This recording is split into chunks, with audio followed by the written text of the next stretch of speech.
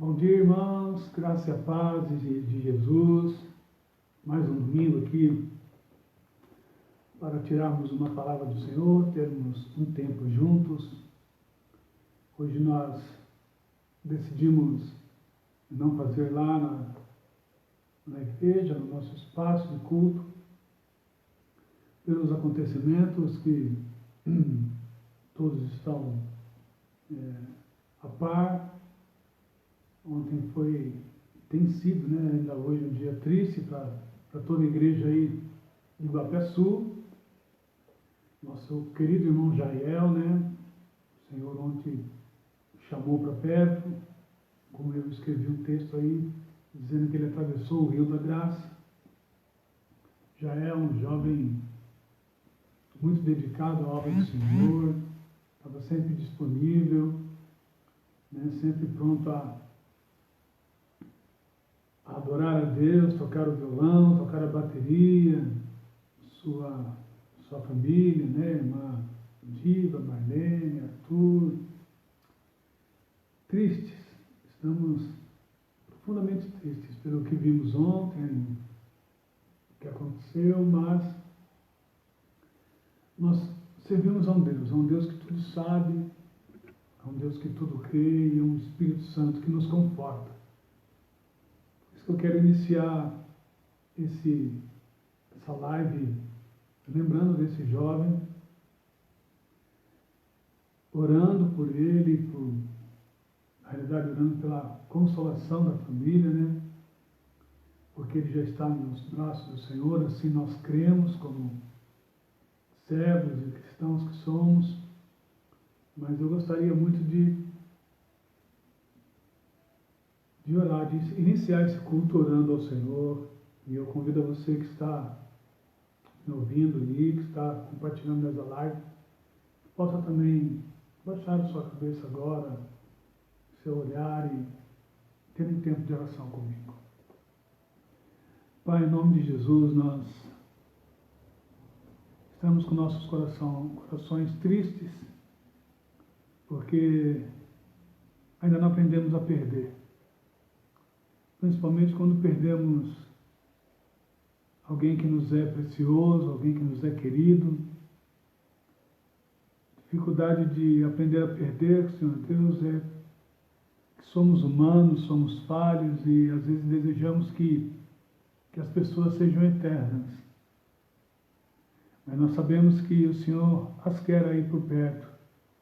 E alguns o Senhor leva, Senhor Deus, ainda nesse tempo, outros serão resgatados na vinda de Jesus sobre as nuvens, mas isso nos conforta, porque entendemos que o Senhor é soberano sobre tudo e sobre todos.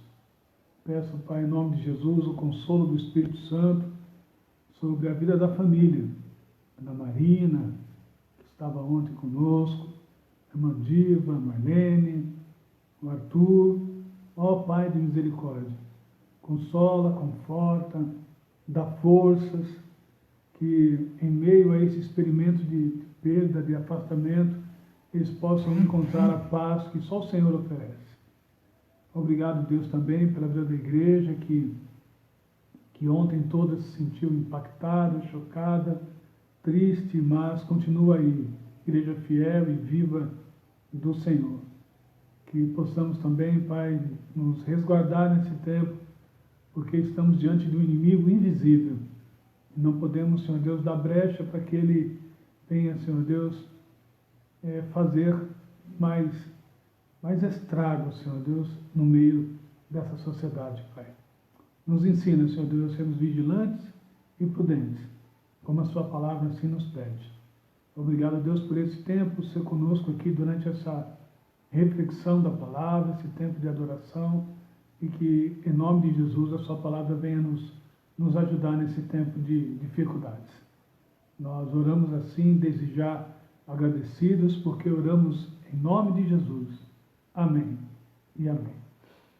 Glória a Deus. É um tempo muito oportuno de palavras, E o que a gente mais tem ouvido sobre reflexões bíblicas é esse problema do Covid. Os pastores têm sido muito tocados em suas palavras com esse conceito de falar sobre essa enfermidade que nos assola aí, não só nós, mas o mundo. Mas eu lembrei de um texto bíblico e eu queria ler para vocês ele e pensar um pouco a respeito de quando Deus diz não, quando a esperança deve nos fazer reagir para a vida. O texto está em Lamentações, capítulo 3, verso de número 21, que diz assim: todavia me lembro também do que me pode dar esperança. Ou em outras versões, quero trazer à memória o que pode me dar esperança. Jerusalém tinha sofrido mais um dos seus ataques, tinha sido destruída aqui no ano de 560 a.C.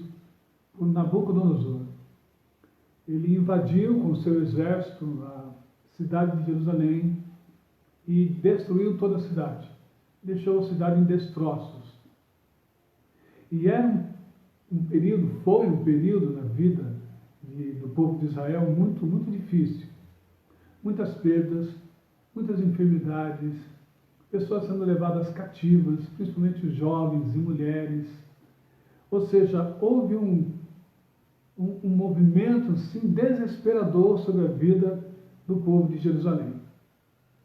E Jeremias tinha saído para guerrear e levado com ele o seu exército.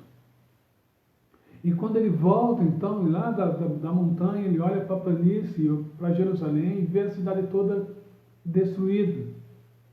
E ao encontrar aquele cenário, ele escreve, então, esse livro chamado Lamentações. O lamento de Israel, conhecido por alguns, o lamento das perdas, o lamento dos ataques. Jeremias tinha diante dele agora um cenário devastador. Tinha diante dos seus olhos um dos piores sentimentos que nós, seres humanos, podemos ter. O sentimento de Deus não estar observando aquilo que fazemos. Por que ele teve esse sentimento? Primeiro porque ele saiu de Jerusalém para batalhar sem que Deus o tivesse motivado para isso. Não havia nenhuma motivação.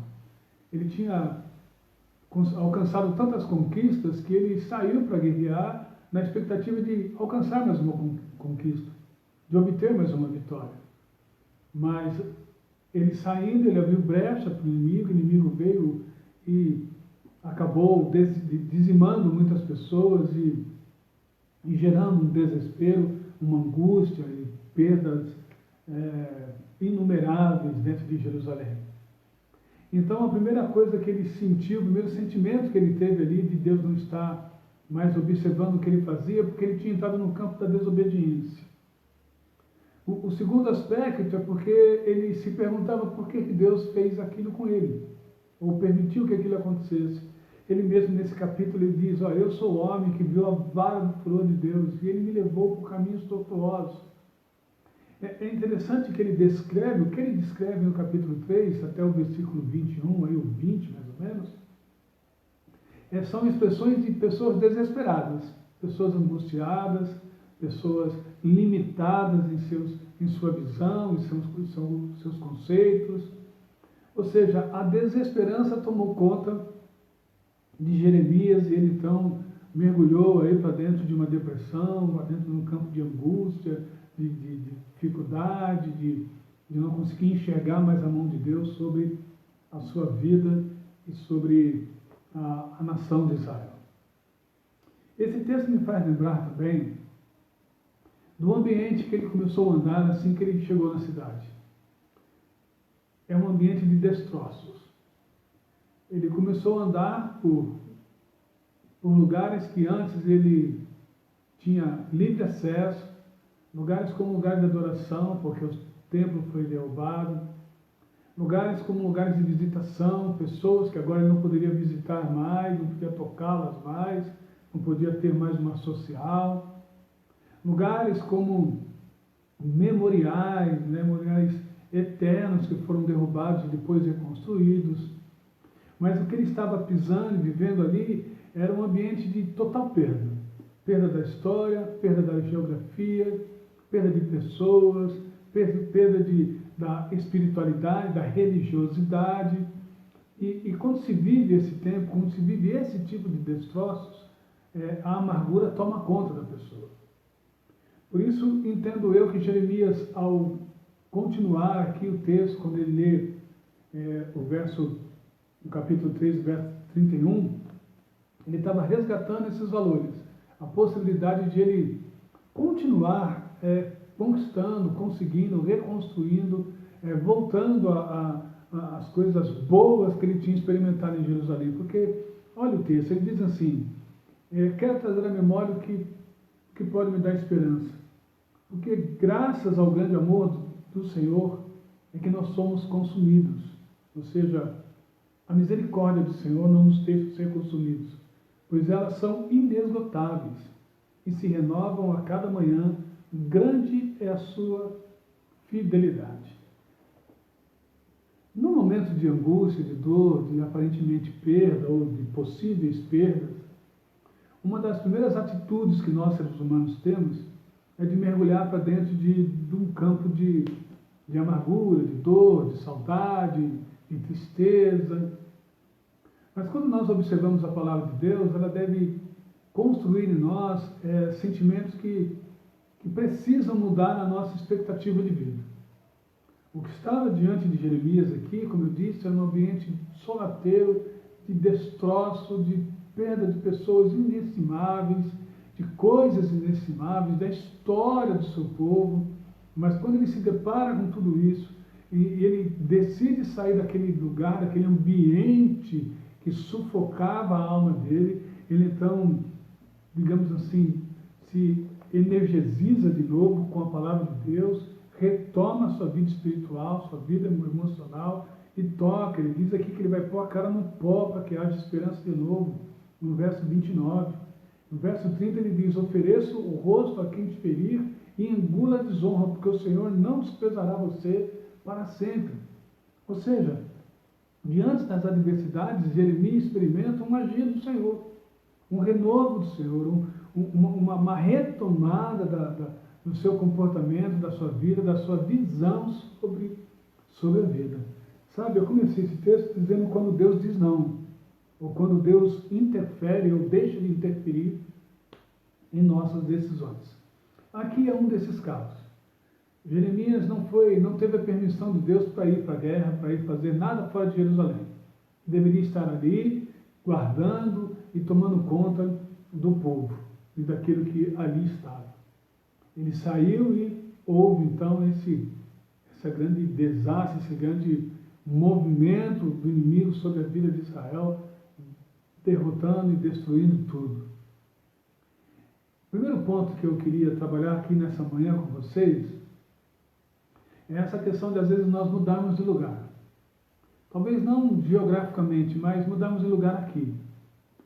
Quando nós deixamos de acreditar que mesmo em meio a todos esses conceitos, todos os levantes possíveis e imagináveis, Deus está ali conosco. Deus não nos permite passar por nenhum vale da sombra da morte sem estar conosco nele. O próprio salmista diz isso. E é interessante que Jesus em Mateus 28 diz, eis que estou com vocês todos os dias, até a consumação do século. Então, o primeiro ambiente que nós não devemos sair, não devemos gerar nenhuma expectativa contrária, é que Deus não está com a gente. Seja em qual momento for, o momento de pisar em destroços, o momento nós estamos vivendo agora de separação, de distanciamento, momento de perdas, como nós vimos ontem, Deus está conosco. Isso deve estar sempre no centro do nosso coração, sempre bem fresquinho na nossa memória, para que nós não tropecemos na angústia, na dor, sabe, no saudosismo, mas Deus deve gerar em nós sempre esse comportamento de que Ele é socorro bem presente no dia da angústia.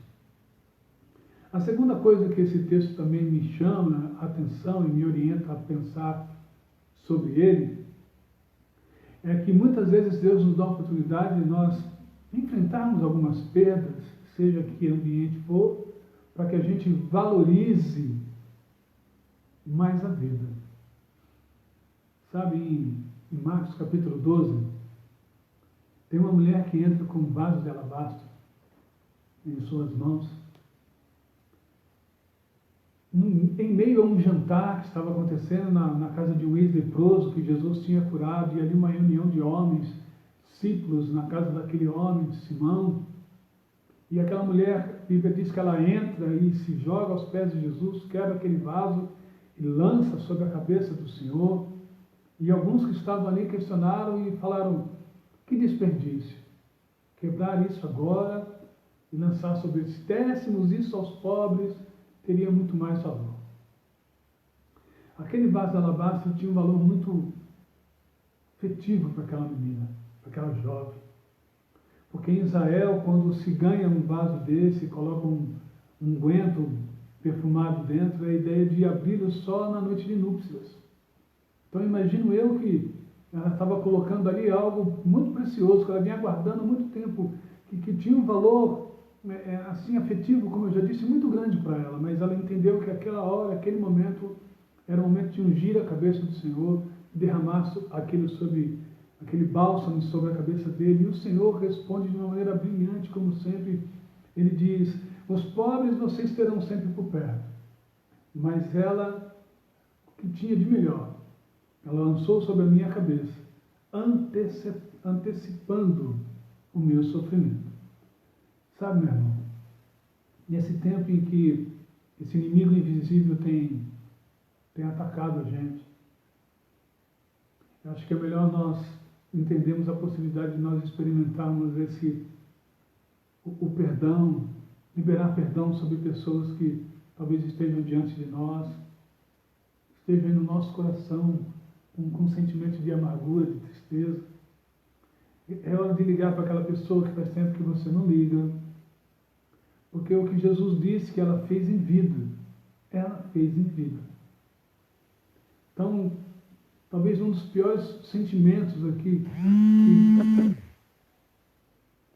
que Jeremias estava sentindo era o sentimento de ter saído e voltado e encontrado tanta gente destruída, tanta gente distante e não poder ter se despedido deles.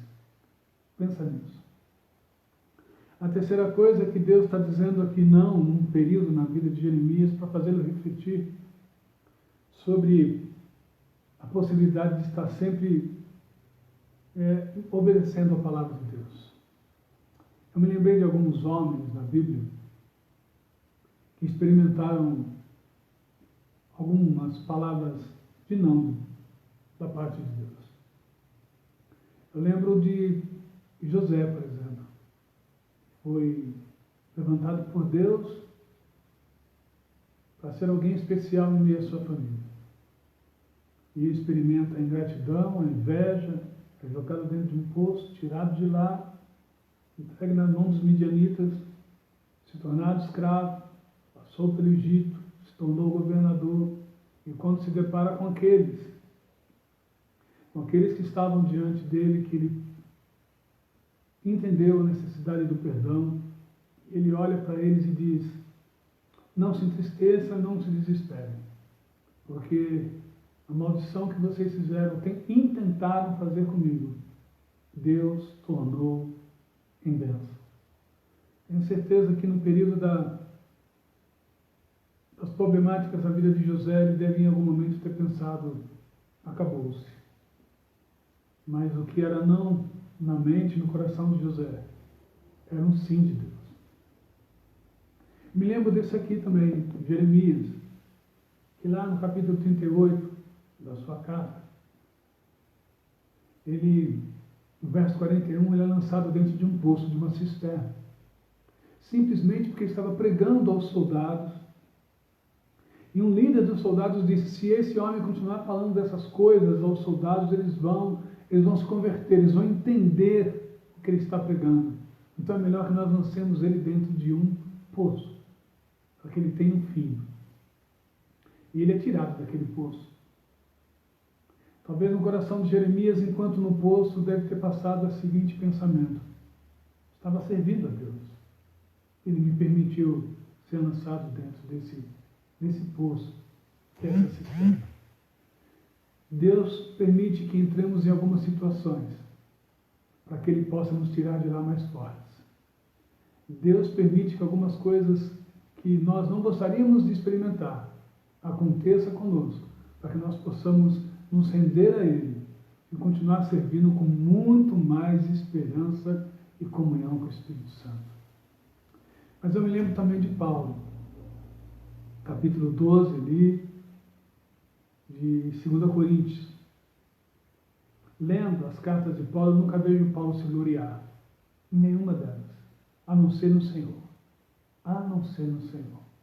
Mas ali no capítulo 12, ele se enche de orgulho e começa a contar um cenário dos céus, do terceiro céu, que ele teve visões maravilhosas e a Bíblia diz que o coração dele se enche de orgulho, se ensoberbece.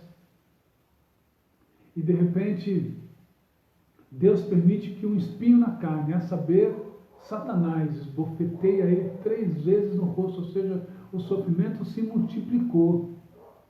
E ele mesmo declara que durante 3 vezes, em 3 momentos diferentes, ele clamou para que Deus tirasse aquele espinho de sua carne.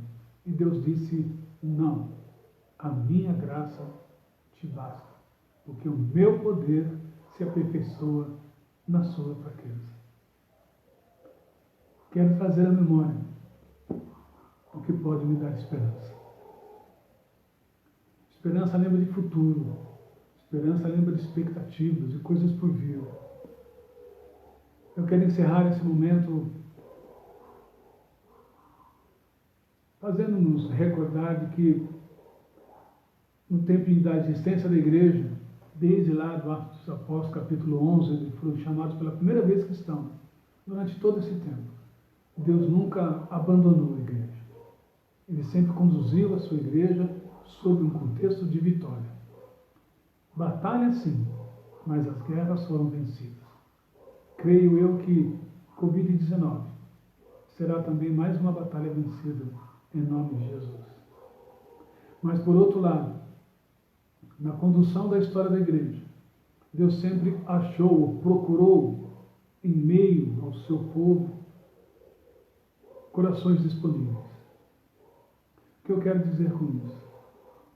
Que no meio da perseguição, desde a igreja primitiva até hoje, foram nos piores momentos em que a igreja se mobilizou, se levantou e conquistou outros para Jesus.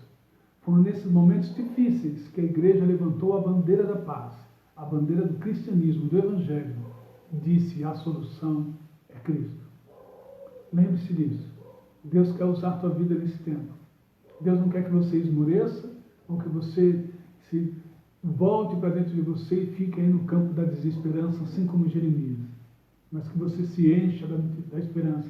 Traga à sua memória feitos por Deus. Abriu o Mar Vermelho, derrubou o muro de Jericó, curou, libertou, transformou, e Ele é o mesmo ontem, hoje e o será para sempre. Não se esqueça disso. Por outro tempo, eu queria encerrar agora com esse versículo. Quero trazer à memória aquilo que me dá esperança. O salmista diz que ele levava os olhos para o monte. E ele perguntava para o seu coração: de onde virá o meu socorro? Não é do monte. Não é do monte. Nem é das circunstâncias contrárias ou positivas. A nossa esperança, a nossa motivação vem do Senhor. É Ele que nos conduz, é Ele que nos abraça, é Ele que nos consola, é Ele que nos toma nos braços na hora das dificuldades. A minha oração é que você experimente um tempo bom com o Senhor e que Ele te conduza para um caminho de paz. Em nome de Jesus. Amém? Vamos orar? Pai, obrigado. Obrigado por esse tempo aqui que Sua palavra mais uma vez nos conduziu, Senhor Deus, para perto do Senhor. Obrigado, Pai. Obrigado pela vida desses homens que nós citamos aqui durante a reflexão. São homens que estão, Senhor Deus, de maneira muito positiva, colocadas na Sua palavra, para que nos traga, Senhor Deus, convicções de que o Senhor está sempre conosco. Obrigado, Pai. Obrigado porque as adversidades não podem, não devem nos separar do Senhor. Obrigado, Pai. Obrigado pelo consolo, pela graça e pela força. Colocamos tudo que temos e que somos. E mais uma vez, Senhor Deus, eu coloco a vida da Igreja de Iguapeçu em Tuas mãos. Grupo de jovens, pessoas mais próximas, que eles experimentem, Senhor Deus, a paz do Senhor em meio às tempestades. Oro assim, desde já agradecido, e faço em nome de Jesus. Amém e amém. Deus te abençoe, fique em paz aí, até a próxima.